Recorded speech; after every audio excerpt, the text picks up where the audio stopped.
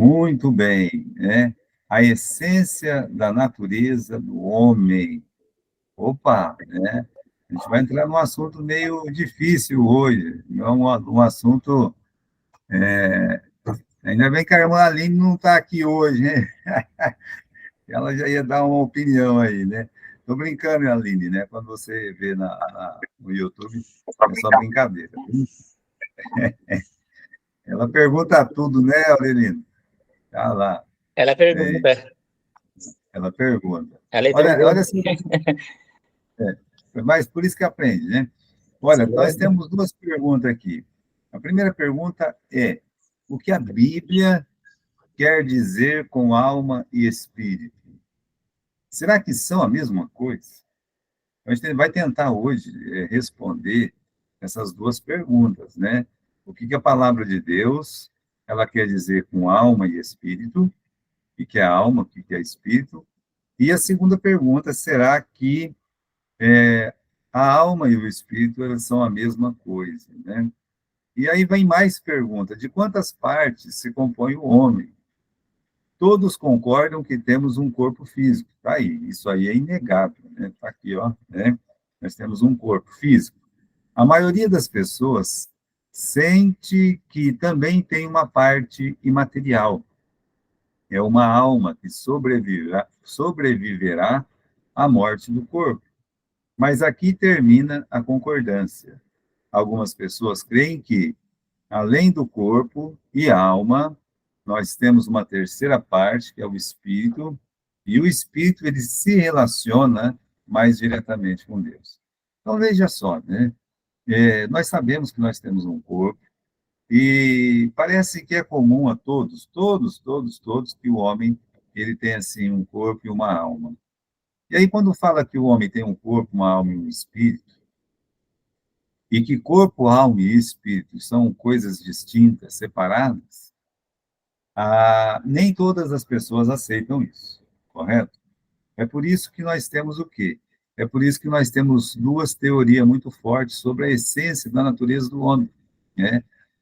Uma que é a dicotomia e a outra que é a tricotomia. Pela própria palavra, né, fica fácil diferenciar o que é uma e o que é outra, né? Tri vem de três, né?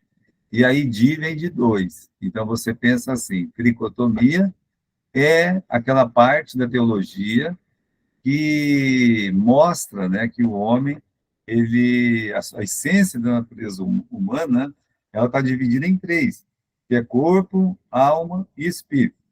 Então, o homem seria triuno nesse sentido, né? Agora, a dicotomia não. A dicotomia diz que o homem é só corpo e alma, e que a palavra alma e espírito significam a mesma coisa. Então, pode mudar aí, Débora. Vamos para a nossa segunda tela, né? Tricotomia. E a concepção que o homem é constituído de três partes chama-se tricotomia. Embora seja uma ideia comum no ensino bíblico evangélico popular, hoje poucos estudiosos a defendem. Veja só, irmãos, é a ideia mais popular. Nem sempre a ideia sendo mais popular significa que é a ideia mais correta ou a correta diante da Bíblia, tá? Tinha uma frase do irmão Félix, né? Ele diz assim, olha, se eu quisesse seguir o evangelho mais popular, o evangelho da maioria, eu aproveitava quando estava passando a procissão e entrava atrás. Ele falava assim, porque no dia da procissão lá em Ubirajara disse que tinha muita gente, e acho que em qualquer lugar, né? Mas, irmãos, o fato das pessoas, a maioria das pessoas, talvez pensar em três, corpo, alma e espírito, quando os estudiosos eles começam a adentrar no significado da palavra, na colocação da palavra, conforme cada palavra, alma e espírito, elas são postas nos textos da Bíblia, dá a entender que o homem é dicotômico e não tricotômico, tá? E agora você pode perguntar assim, mas pastor Gilberto, o senhor é o quê? Né? O senhor é tricotômico, o senhor é dicotômico. Eu digo para você que eu ainda estou estudando, né? Eu ainda sou um estudioso nesse assunto, com uma inclinação maior para ser um dicotômico do que um tricotômico, né? Tá certo? Mas explicando que existem essas duas faculdades, que é a alma e o espírito. Muito bem. Continuando aqui, né? Em suma, os tricotômicos acreditam que a alma do homem abarca o seu intelecto, as suas emoções e a sua vontade. Isso desde sempre, viu? Né? Os estudiosos sempre falam, olha, o que é a alma do homem, né? Se o corpo é essa parte material, que tem braços, pernas, tem uma cabeça, se o corpo é quando nós conseguimos, né, nos comunicar com as pessoas através dos cinco sentidos, então, a alma, o que é a alma? Então, eles dizem que a alma ela abarca o nosso intelecto, né, nossa inteligência, as nossas emoções, que é, meus irmãos, os nossos sentimentos e a nossa vontade, né, a nossa volição. Então, por isso, a alma é explicada dessa forma. Eu acredito que está bem explicado, né? É bem explicado quando eles falam que a alma é o intelecto, é as emoções e é a vontade. Sustentam que todas as pessoas têm alma, e que os diferentes elementos da alma podem servir a Deus ou ceder ao pecado, né? Então, os diferentes aqui é o intelecto, emoções e vontade, tá? A minha inteligência, ela pode estar servindo a Deus ou ela pode estar servindo o mal.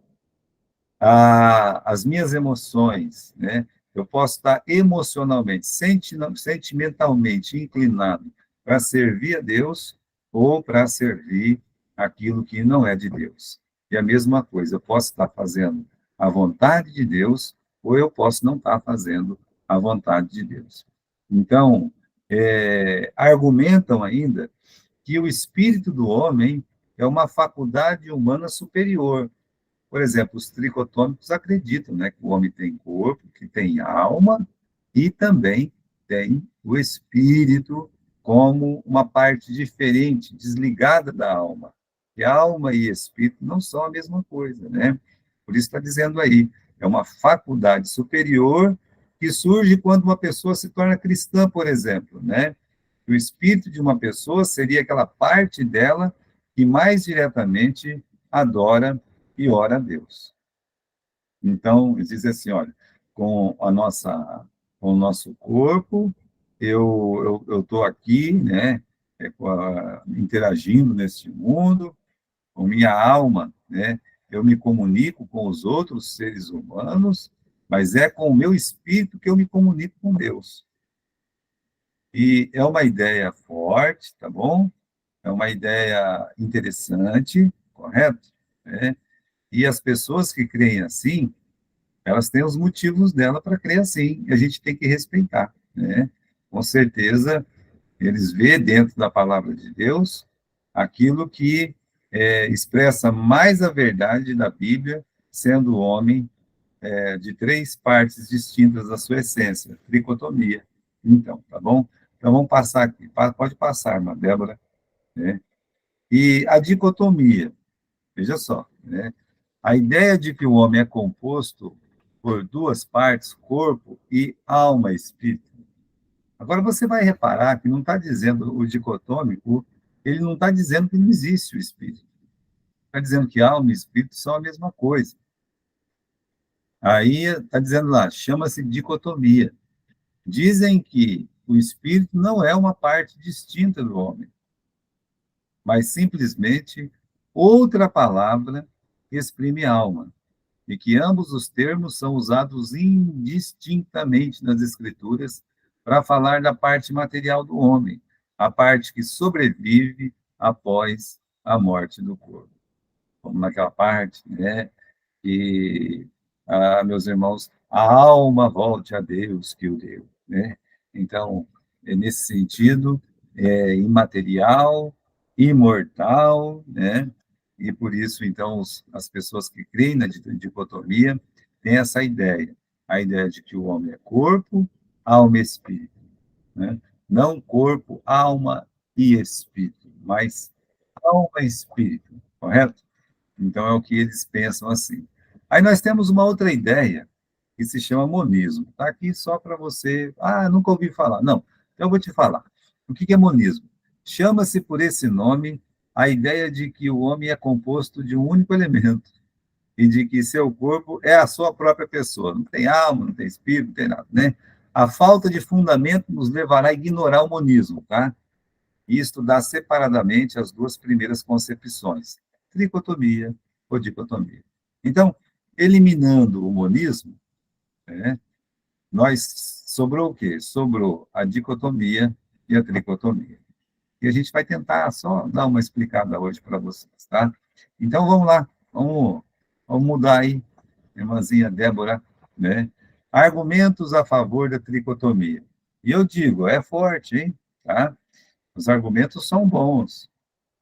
Pelo menos duas passagens são tidas pelos defensores da tricotomia como contundentes de que o homem realmente possui uma divisão tríplice em sua natureza. Esses dois versículos da Bíblia são bem contundentes.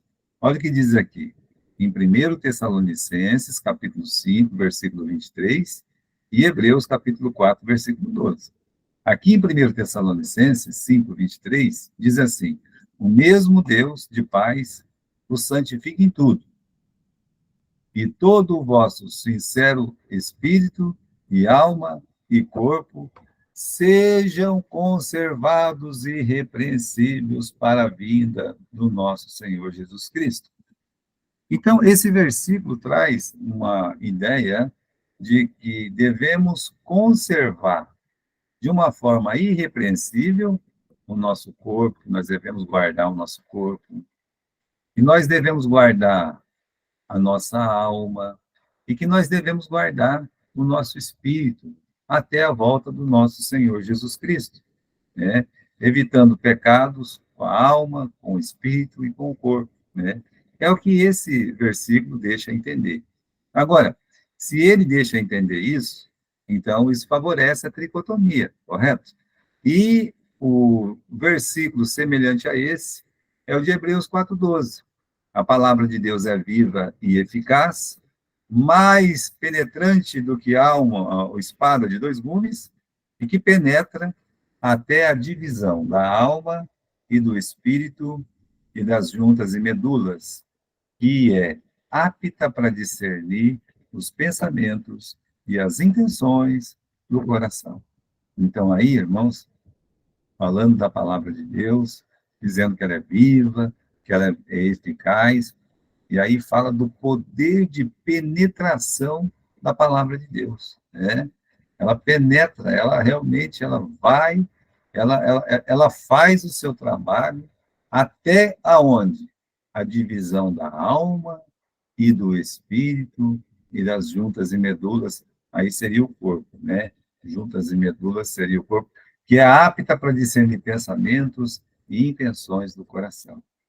Então, esses dois versículos, por eles ser, assim, claros, no sentido de colocar alma e espírito de uma forma separada, então os estudiosos que consideram a tricotomia, eles batem em cima desses dois versículos. Sempre que você falar com um estudioso que crê na tricotomia, ele vai citar esses dois versículos para vocês. Vai dizer assim, olha, o homem tem corpo, tem alma e tem espírito. Está aqui, olha, em 1 Tessalonicenses 5, 23. Olha, está aqui em Hebreus capítulo 4, versículo 12. O homem é tricotômico, né? E como é que você vai falar que não é lendo esses dois versículos aí, não é verdade? Só que é assim, irmãos. Tem aquele verso da Bíblia que diz que a soma da tua palavra é a verdade. Eu acho muito interessante esse versículo dentro de todo o contexto de teologia sistemática. É por isso que quando eu começo na aula de teologia sistemática, esse é um dos primeiros versículos que eu gosto de ler para os meus alunos. A soma da tua palavra é a verdade. Existe uma pluralidade, né, de ideias e, de fato, irmãos, elas não é que fazem uma confusão, eu não vou chamar de confusão, não vou chamar de Babel, não, né? Mas que coloca as mentes pensantes dos estudiosos da Bíblia em, em alvoroço, né? Eles têm que pensar muito para chegar em alguma conclusão. Então, se tivesse só esses dois versículos, é claro, eu seria o primeiro a chegar e dizer assim, olha, eu também sou tricotômico, declarado de carteirinha, eu assino embaixo, né? Sem problema nenhum, né? Acontece que existe essa questão, a soma da tua palavra é a verdade. Eu pego, por exemplo, o nosso próprio Senhor Jesus Cristo, como ele é colocado nas Escrituras. Se você fosse ler somente Mateus, você veria Jesus apenas como um rei, né? Que é o rei, o seu reino, né? As leis do reino, as parábolas do reino, né? Então, ali começa falando que Jesus é o filho de Davi, né? Tá vendo? Então, toda a ênfase seria levada para essa questão de Jesus o rei. E, de fato, é verdade. Não, quem é que vai negar que Jesus é o rei? Correto? Mas aí você não tem só esse evangelho, você tem que ter o evangelho de Lucas. O evangelho de Lucas coloca o nosso Senhor Jesus Cristo não como filho de Davi, aquela questão de ser o Davi, o rei, né? Já coloca o nosso Senhor como filho de Adão, filho de Davi também, mas filho de Adão, né? Leva a genealogia de Cristo até o primeiro homem, mostrando que Jesus é o filho do homem. E aí você vê toda a natureza de Jesus humana no livro de Lucas.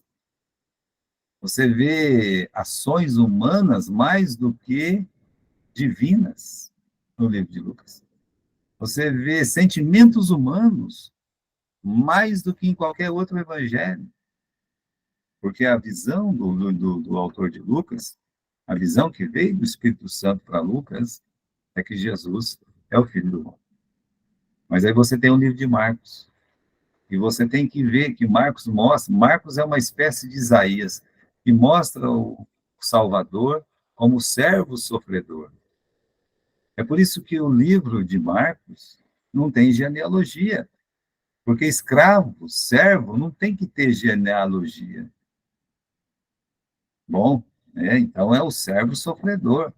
Mas aí você tem uma outra visão de Jesus. Qual visão? A visão de que ele é Deus, Filho de Deus.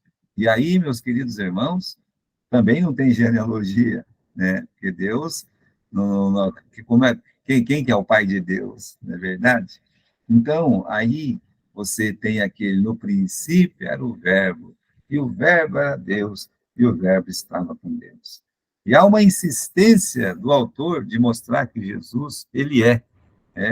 Eu sou, é aquela palavra que aparece sempre no livro de João. Eu estou querendo mostrar esse exemplo para citar aquele versículo. A soma da tua palavra é a verdade. Então, num estudo bíblico, qualquer que seja, você, como um estudioso da Bíblia, você sabia que você é um estudioso da Bíblia? Né? Sabia que o fato de você entrar aqui nessa sala de aula hoje, ainda que online, eu também estou querendo me acostumar com isso, não me acostumei ainda, né? Mostra que você é um estudioso da Bíblia, mostra que a Neuza, que o Javier, que a Débora, que o Daniel, que o Luiz, que o Aurelino, que o André, são estudiosos, eles querem aprender, eles querem saber mais. Então, você, como um estudioso da Bíblia, você jamais pode se limitar a um verso apenas. Você tem que pegar a soma da palavra. O que é a soma da palavra? Opa, é uma boa pergunta. A soma da tua palavra é a verdade. Bom, né? Quer dizer que você vai ter que estudar todos os livros da Bíblia, todos os capítulos da Bíblia. Se você quer saber como é que é a salvação, Você não pode pegar e dizer assim, né? Quem crê e for batizado será salvo. Porque senão você vai ser aquela pessoa que crê que a salvação vem pelo batismo. Mas você tem a soma da palavra, né? E a soma da palavra mostra, não, a salvação é pela graça. Esse versículo, de fato, está escrito dessa forma, mas a Bíblia ensina que a salvação é pela graça. Aonde? Agora eu vou somar todos os versículos, aí você vai chegar na conclusão que a salvação não é pelo batismo. A salvação é pela graça de Deus, por meio da fé. E isso não vem de vós, é um presente de Deus. Então você vai descobrir, lendo muitos versículos da Bíblia, que a salvação é pela graça. A mesma coisa, ela serve para os argumentos em favor de tricotomia ou dicotomia, tá? Em relação à essência da natureza humana, tá?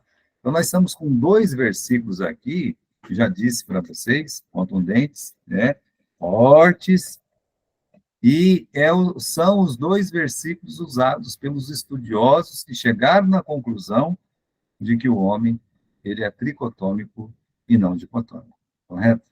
Então vamos passar, Débora, pode passar aí, né? Agora nós temos objeções, né? Levantam-se então questões. Objeções é quando você levanta perguntas contrárias, né? Quando você quer saber mais. Então, as objeções, né, ao pensamento tricotômico. Se a enumeração de 1 Tessalonicenses, capítulo 5, versículo 23, deve ser tomada como significando três elementos distintos no homem, então, Mateus 2, 27. Alguém está com uma Bíblia aí por perto? Alguém tem uma Bíblia aí perto? Você tem uma Bíblia aí, Javier? Tenho, sim. Então, o Javier vai fazer um favor para nós. O Javier vai abrir aqui em Mateus, capítulo 22, versículo 37, e ele vai ler esse versículo para a gente, né? Porque se 1 Tessalonicenses 5, 23 deve ser tomado como significando três elementos distintos no homem, então Mateus 22, 37 deve ser tomado como nomeando, no mínimo, um elemento adicional. Então ele vai ler para nós aí. Pode ler, Javier. E Jesus disse-lhe: Amarás ao Senhor teu Deus de todo o teu coração, de toda a tua alma e de todo o teu pensamento. Muito bem. Olha só. Amarás o Senhor teu Deus. Amarás como, Javier? Amarás ao Senhor teu Deus de todo o teu coração, de toda a Isso. tua alma e de todo o teu pensamento. Só tem esses três aí? Esses três. Uhum. E, Seria coração, alma e pensamento. Essa é a versão que eu tenho. certo. Deixa eu achar a minha versão aqui. Calma lá. Vamos achar aqui, para mim, 22, 37.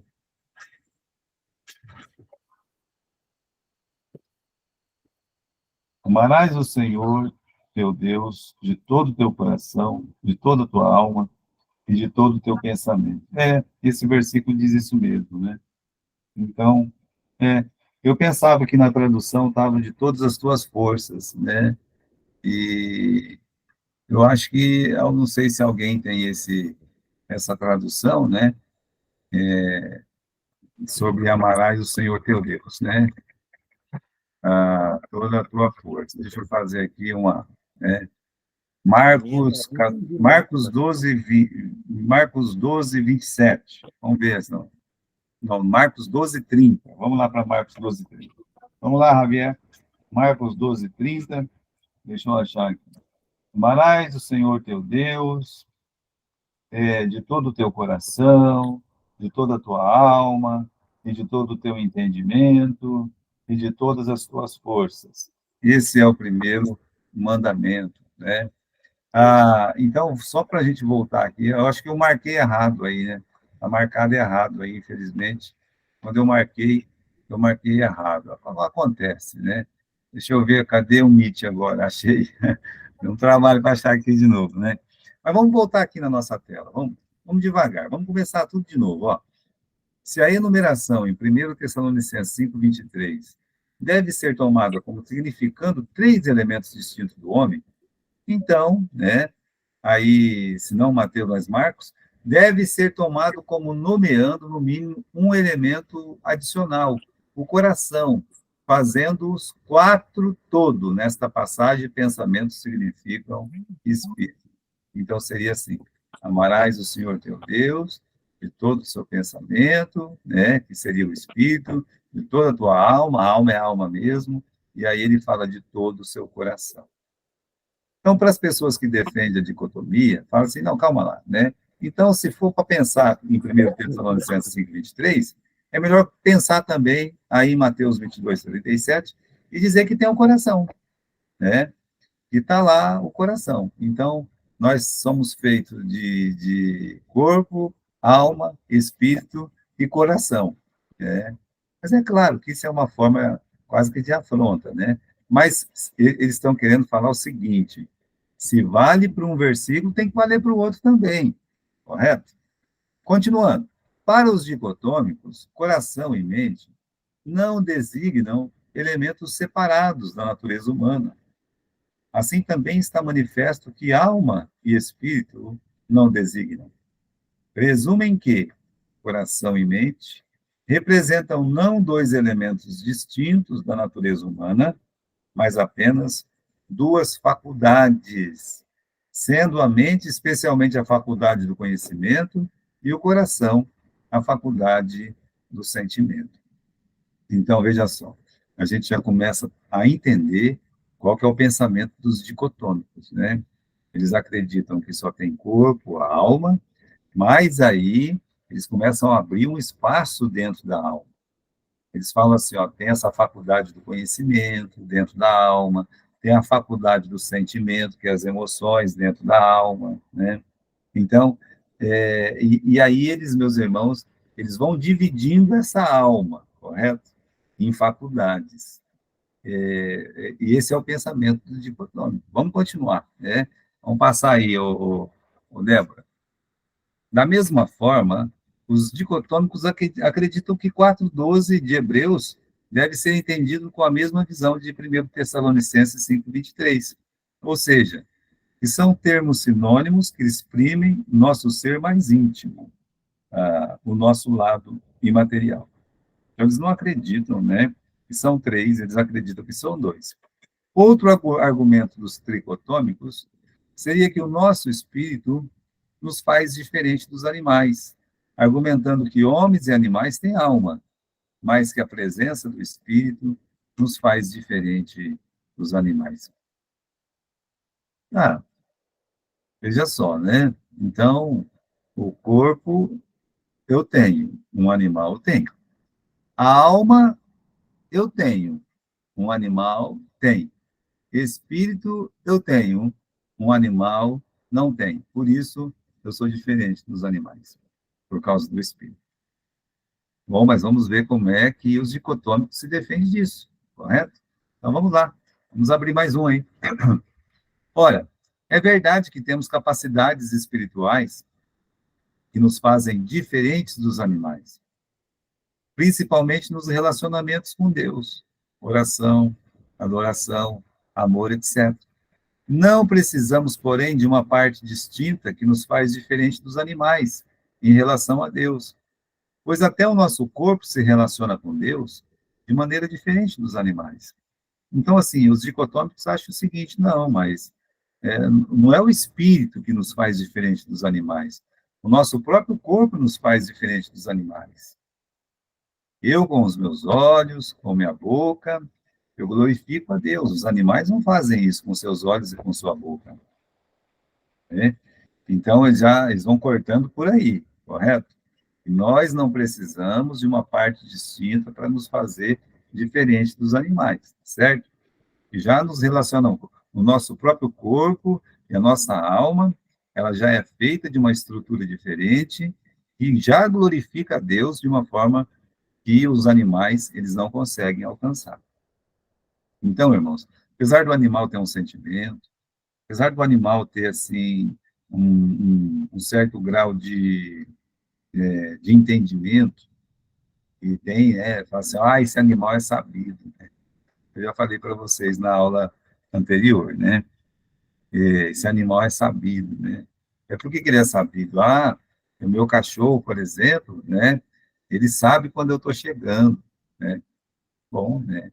Eu acho que não é só o cachorro, acho que muitos animais sabem que o dono está chegando, correto? Mas isso não faz dele uma inteligência que chegue ao ponto de dizer, Deus, eu te amo. Está limitado na sua irracionalidade, na sua relacionalidade como a gente fala, do seu instinto, né? O instinto daquele animal. Então, sabe, eu sei que a gente sofre quando o animal está sofrendo, a gente vê ele sofrer e coisas assim, mas é diferente do ser humano, né?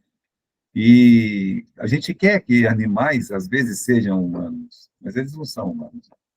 Por mais que a gente ame esses animais, e a gente ama, né? A gente gosta dos nossos bichinhos. Eu tenho uma aqui na minha aula, eu não sei que milagre que ela não veio aqui hoje. Ela deu umas trovoadas aí, mas ela vem na minha aula 4, 5 vezes, ela vem ficar lambendo aqui, para, não quer que eu pare, né? Bem, eu já desisti de brigar com o meu cachorrinho, com a minha cachorrinha, então eu dou aula com ela aqui perto mesmo.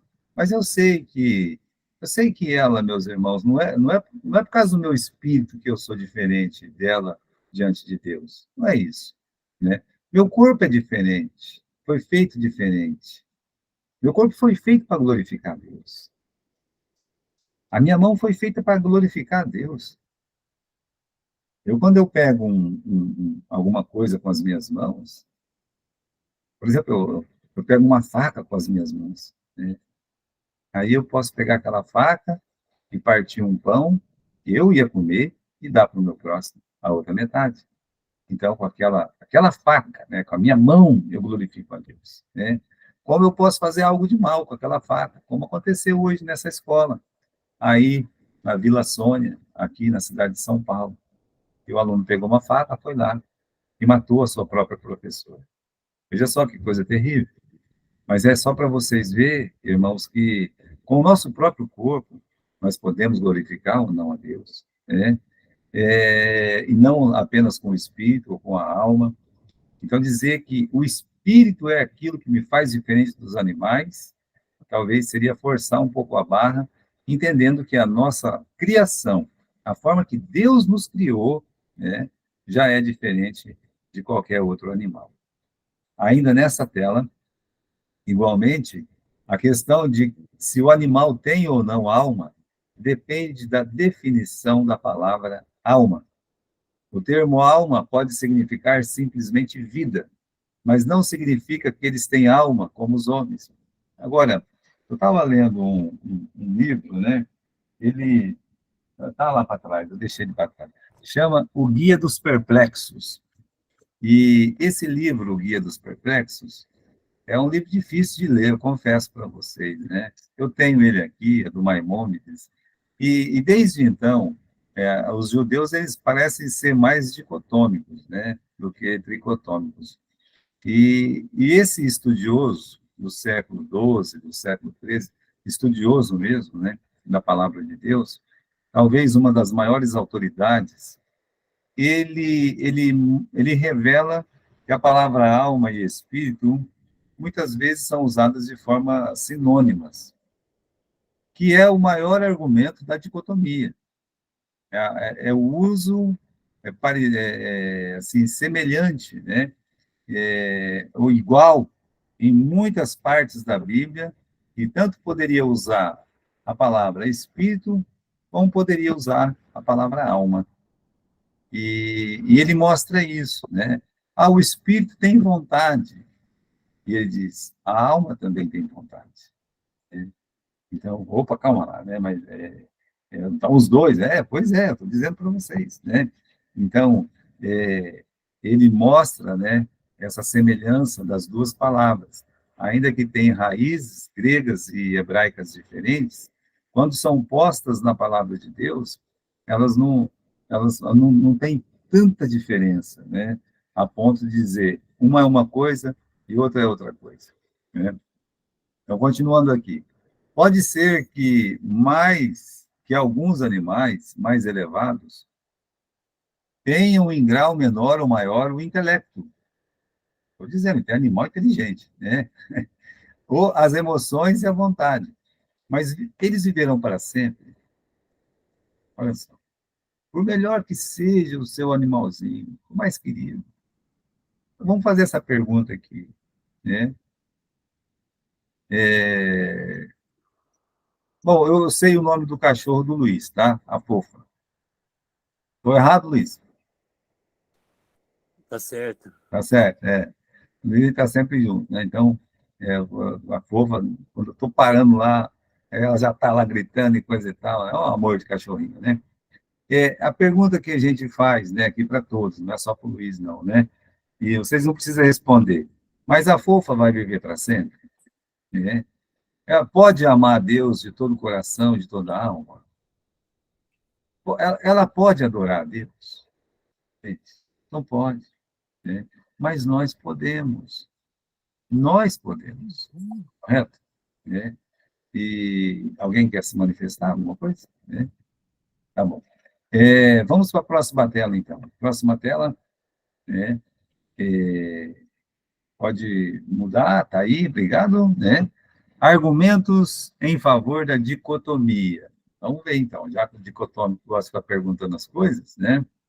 Então, fala aí, dicotômico, o que você pensa, né, da essência da natureza humana? Eles dizem assim, os termos alma e espírito são usados um pelo outro na escritura. É praticamente o mesmo pensamento do Maimônides, né? Então, por exemplo, em João 12, de 27, diz Jesus, agora está angustiada a minha alma. A minha alma está angustiada até a morte. Enquanto, num contexto muito parecido, no capítulo seguinte, João diz que Jesus angustiou-se em espírito. Né? Calma lá. O que fica angustiado aí? A alma ou o espírito? Né? Então, os dicotômicos dizem aqui, está vendo? Né? É, são situações semelhantes, são situações vividas pelo mesmo personagem, a mesma situação vivida pelo mesmo personagem, que é Jesus, e as palavras foram usadas uma pela outra. Você poderia, em 12, 27 de João, colocar agora está angustiado no espírito.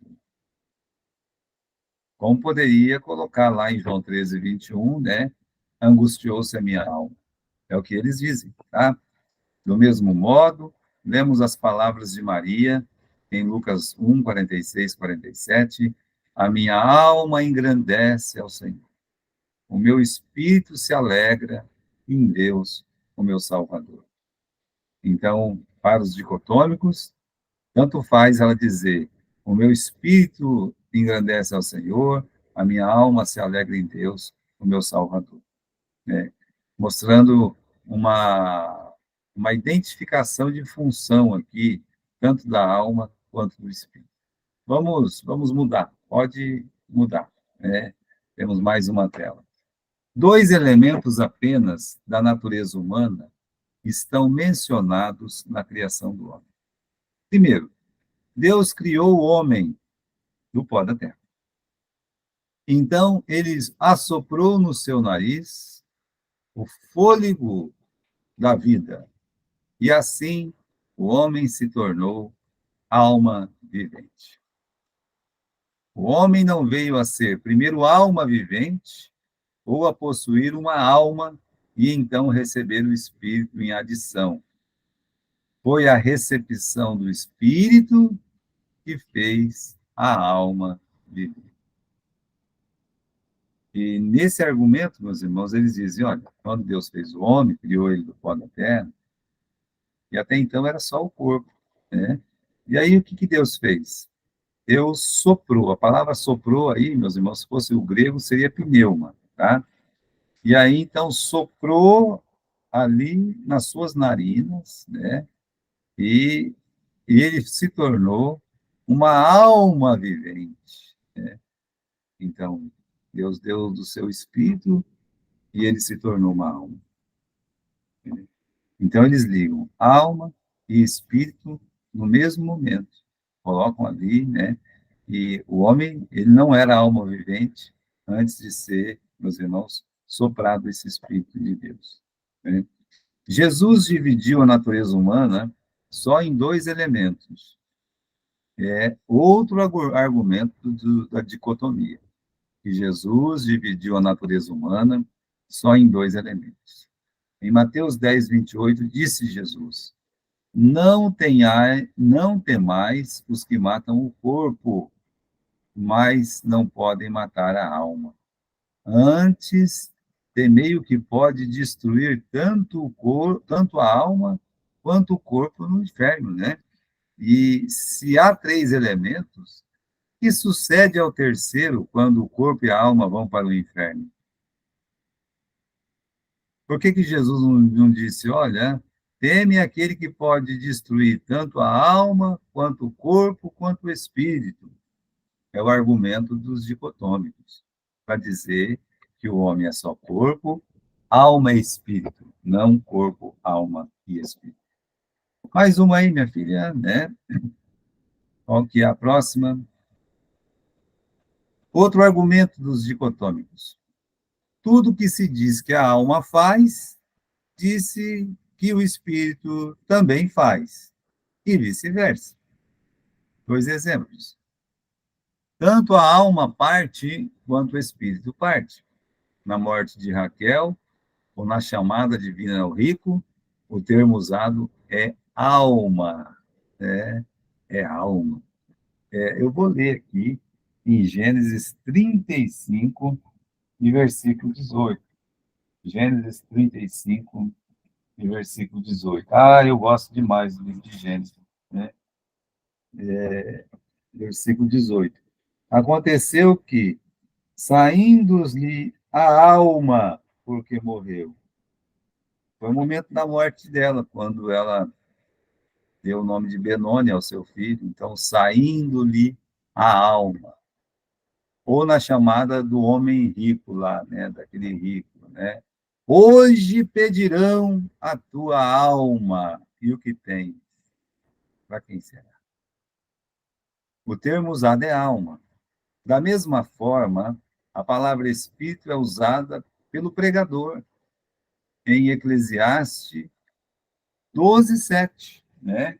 E eu estou aqui, vou ler aqui para vocês, em Eclesiastes, capítulo 12, e versículo 7, que diz assim: E o pó volte à terra, como era, e o espírito volte a Deus, que o deu, né?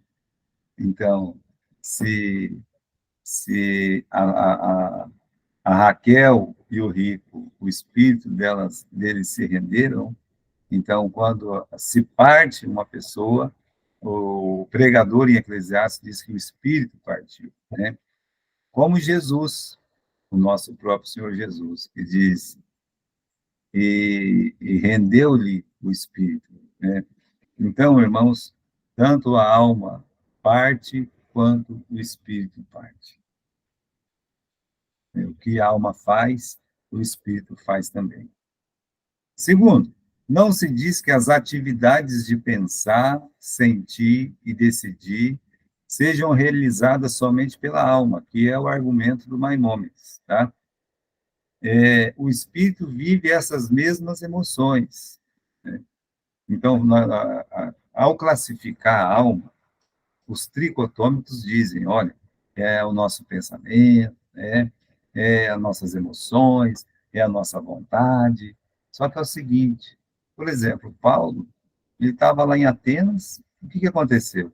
Ele chegou num lugar lá e viu que a idolatria estava tomando conta, né, das pessoas, de toda a cidade, e era uma cidade muito idólatra, e a Bíblia diz que o seu espírito se comoveu dentro dele.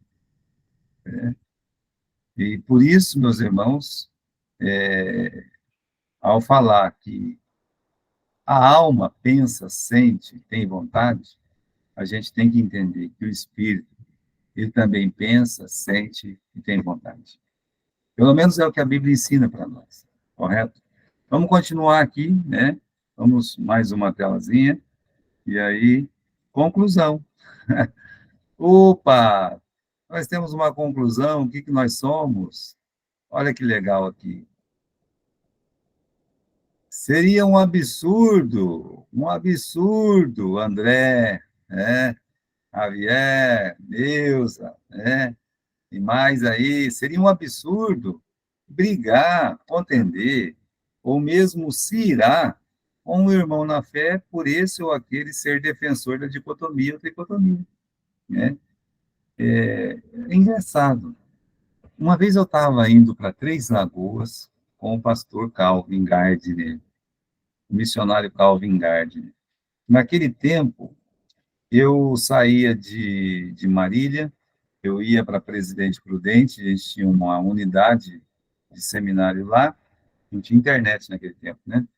E aí tinha, mas não tinha esse negócio aqui, tá? E aí de lá a gente ia para Bataguaçu, né? Passava por Dracena, e de Dracena a gente ia até Três Lagoas, às vezes, tá? Geralmente chegava só até Dracena.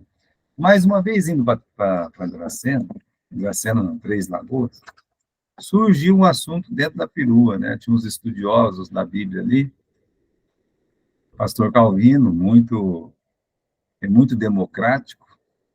Gente, quem conheceu o pastor Calvino sabe que missionário democrático. Ele era muito calvinista, sabe? Só que ele era muito democrático. Ele permitia toda e qualquer interrogação. Ele permitia que a pessoa chegasse aos extremos em suas conclusões, sem ficar bravo com isso, né? Então, por isso eu admiro muito o pastor Calvin. Já faleceu, né? Mas eu admirava muito o pastor, o missionário Calvin Gardner, tá? Ele tinha um site chamado Palavra Prudente. Aliás, quando eu conheci ele, o site chamava Obreiro Aprovado. E depois tomaram dele, roubaram o Obreiro Aprovado dele. Então, e quando saiu esse assunto na Kombi, tinha um irmão lá, ele ficava muito nervoso, sabe? Ele era defensor da dicotomia. E ele ficou muito nervoso porque alguém lá na Kombi defendia a tricotomia, né? E quase que desconsiderou que aquela outra pessoa pudesse ser um cristão. Olha só, né? Como é que pode uma coisa dessa, né? Não tem nada a ver, você pode ser dicotômico, tricotômico, né? E eu estou dizendo, estou estudando ainda para ver se eu vou ser dicotômico ou tricotômico, né? Mas eu prefiro apresentar as ideias, tá certo? Com algumas leves inclinações. Mas eu lembro vocês que Jesus nem usou esse termo, e Jesus também não brigou por isso, tá? Tudo leva a crer que o ser do homem, portanto, não é tricotômico, mas dicotômico.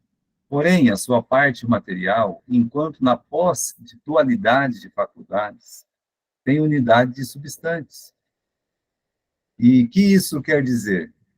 Que apesar de serem os termos alma e espírito muitas vezes usados como sinônimos, contudo, algumas vezes traça-se uma vaga distinção, como lá em 1 Tessalonicenses, como em Hebreus, capítulo 4, né? Quando se faz uma diferença, ambos termos meramente designam o princípio imaterial de diferentes pontos de vista. Pode continuar, Débora. Pode. É. Em suma, concluímos que a parte imaterial do homem, vista como uma vida individual e cônscia, capaz de possuir e animar um organismo físico, chama-se psique, ou alma, né? Onde vem os psicólogos, né? Mas é psicólogo, né? Vista como um agente moral e racional, suscetível de influência e habitação. Esta mesma parte material, ela chama-se pneuma, né? Da onde vem a palavra pneu, correto? Que quer dizer ar. Pneu é ar, né? É vento. E então você vê aí o espírito é a natureza do homem olhando para Deus e capaz de receber e manifestar o Espírito Santo.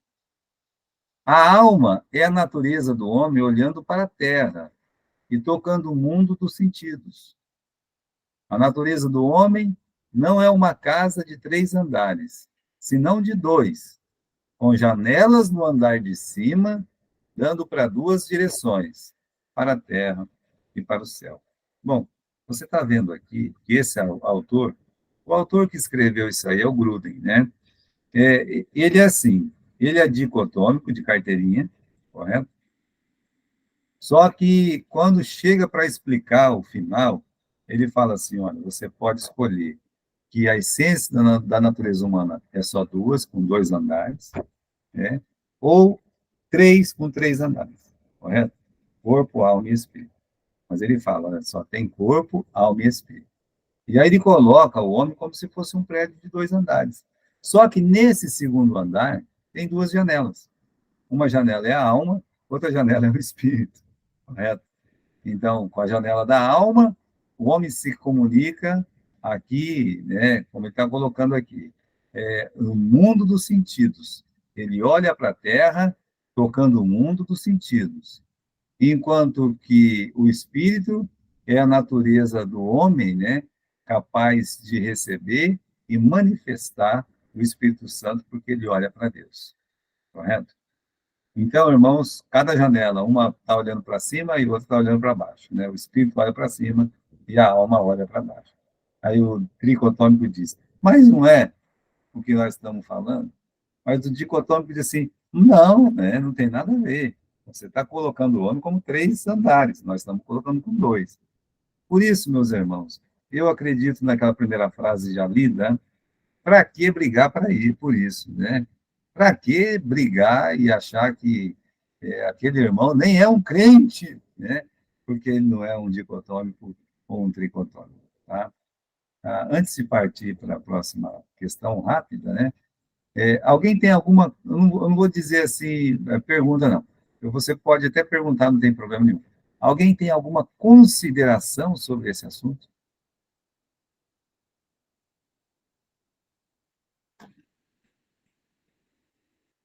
Ninguém? É?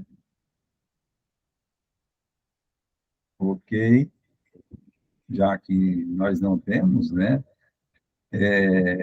Muito bem. Vamos para o nosso próprio assunto. Está vendo como é que esse assunto é complicadinho, né? Ele é meio assim. Vamos lá para o próximo assunto, então. Não é o próximo assunto, é uma pergunta, né? Para ser respondida de uma forma rápida, tá? Nossa aula já está acabando. De onde vem a nossa alma? 3 correntes se destacam em querer explicar a origem da alma. O criacionismo ensina que Deus ele cria uma nova alma para cada pessoa e envia ao corpo da pessoa em algum momento da concepção e o nascimento. Textos como Salmo 127, 139, 40, Isaías 42 e Zacarias 12, por exemplo, indicam que não só a alma, mas também toda a pessoa da criança, incluindo o seu corpo, é um presente de Deus, né? Então, que a alma vem no momento da criação. Aí o traducionismo sustenta que a alma e o corpo da criança são herdados dos pais no momento da concepção. Então, é os pais que dão esse poder de produzir uma alma, né? Assim como todos os animais e plantas geram descendentes segundo a sua espécie, também Adão e Eva foram condicionados por Deus a gerar filhos semelhantes a si, com uma natureza espiritual além do corpo físico. E aí tem o pré-existencialismo, preconiza que as almas das pessoas existem no céu antes do corpo, serem concebidas no ventre das mães, e que Deus depois traz a alma à terra, unindo-se ao bebê. Olha, essa tese é difícil, hein? Essa aqui. As almas estão lá, penduradas num cabide, aí quando vai nascer uma criança, vai lá, né? É a tua vez, né? É meio difícil a gente pensar nisso. Meio difícil de pensar em qualquer coisa, né? Quando se fala de onde vem a nossa alma. Mas mostra mais uma tela aí, o Becker. Creio que a melhor forma de entender a origem da alma é a bíblica declaração de que Deus dá a todos a vida. Somente que pela sua providência, aprove a ele usar causas secundárias, no caso, o pai e a mãe, né? Como é que é? Da onde vem a nossa alma? É um presente de Deus, né? É um presente de Deus. Agora, Deus usa meios, né, para que coisas aconteçam. Por exemplo, para que o homem viesse à Terra, ele criou o barro, e do barro ele criou o homem, né? Então, ele não foi uma criação imediata, tá? Houve, disse Deus, haja luz e houve. Opa, isso é uma criação imediata, tá?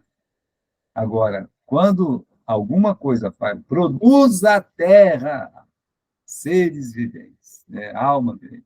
Então, aí é imediata, é imediata, né? Deixa de ser imediata. Por que imediata? Mediante alguma coisa, correto? Então, na criação da alma, né? De onde vem a nossa alma? Deus, ele permite que quando uma criança é concebida, ele dá de presente essa alma. Eu creio que é assim, né? Mas ele usou um pai, ele usou uma mãe, correto? E ainda que dizemos ser Deus o Pai espiritual, é mesmo verdade dizer que ele executa essa obra através de um homem e de uma mulher. E isso não tira, meus irmãos, nem o poder, não tira nem a autoridade, nada abaixa a divindade de Deus, ele permitir que a alma que ele deu de presente para o Gilberto, ela seja parte desse complexo de concepção, né? Mas tanto o corpo que nós temos, quanto a alma que nós temos, né? E se alguns dizem o espírito que nós temos, então todos eles são dádivas, são presentes de Deus, né? A natureza moral do homem. Então, vamos acabar aí. A natureza moral do homem. O homem, como criatura moral, ele é responsável por suas ações. Isto é um dos sinais porque o homem se distingue do asno. É, o asno é um jumento, né? Você não fique chamando as pessoas de jumento, tá? São três as faculdades de distinção sobre a natureza moral do homem, né? O intelecto, né? É a percepção, o pensamento, o conhecimento, isso é o intelecto, né? A consciência faz parte daquela questão do juízo, tá certo? Uma coisa é conhecimento, outra coisa é juízo, né? Uma coisa é você conhecer, outra coisa é você ter o juízo sobre o certo e o errado, né? Saber separar as coisas. E a questão da vontade, da volição, né? Então, essas três faculdades distinguem o homem dos animais, a natureza moral do homem, né? Se distingue porque ele possui tanto o intelecto, quanto a consciência, quanto a vontade. E eu sei que alguns animais, alguém fala assim, não, mas alguns animais são inteligentes e têm consciência também, né? É, mas o cachorro foi lá, ele sabe que eu estou bravo, mas tudo faz parte do instinto, né? É o instinto dele, não é que ele tem uma consciência, né, de que aquilo que ele está fazendo é uma coisa que desagrada a Deus, tá certo? Não tem a lei moral escrita no coração dos animais, mas tem a lei moral escrita no coração de cada ser humano. Não importa se esse ser humano ele seja uma pessoa que lê a Bíblia ou que não lê a Bíblia. Uma pessoa que alguma vez pisou dentro de uma igreja e uma pessoa que não sabe nem o que é igreja. A lei natural, ela está escrita no coração dos homens. Tanto faz aqui como em qualquer lugar do mundo, matar é errado, mentir é errado, correto? E a alma anseia pela presença de Deus, ainda que ela nem saiba que Deus existe como nós sabemos, né? Mas ela anseia, ela clama, correto? Muito bem, tem alguma pergunta aí? Tem alguma consideração? Estamos chegando no final da aula. Eu gostaria, né, se alguém tiver alguma palavra, alguma consideração, pode expor para nós aqui. Madinha de... Pastor. Eu aprendi a vida inteira que nós somos trino porque Deus é trino, tá vendo? Hoje já aprendi outra coisa. O meu professor, Neuza, né? É uma pessoa que é o pastor John Hatcher, né? O nosso missionário. Ele era tricotômico, sabe? Ele não tinha vergonha de falar que ele era tricotômico, não, né? Eu estou dizendo que eu estou em estudo, né? É justamente porque, às vezes, quando a gente olha assim para toda a palavra, a gente tem que considerar o outro texto também. E aí a gente fica, né? Puxa vida, o que a alma faz, o espírito faz. Né? Bom, mas mesmo o dicotômico fala que tem duas janelas lá em cima, né? Mas muito bem, Deus, eu também aprendi como você, tá? Mais alguém? Não? Então, pessoal, olha, obrigado, Jaqueline, por estar com a gente, né? E Imagina, pastor. teve mais alguém entrando aí, não teve, né? Quem foi? Foi a Maria Lídia que entrou? Vi um negócio de Maria Lídia, né? Se for Maria Lídia, é minha, viu? É minha filha que está entrando aí. Né? Pessoal, olha, Deus abençoe ricamente a vida de vocês. Espero que na igreja de vocês sejam esse vaso de bênção aí, que tenho certeza que tem sido e são, né? E, olha, leia a Bíblia, retira as dúvidas do nosso coração, leia a palavra de Deus, crer na palavra de Deus e adorar a Deus dentro da sua palavra, né? Tá certo? Um grande abraço para todos vocês, Deus abençoe a vida de cada um, tá bom? Boa noite. Boa noite. Boa noite, professor. Boa noite. Boa noite. Boa noite.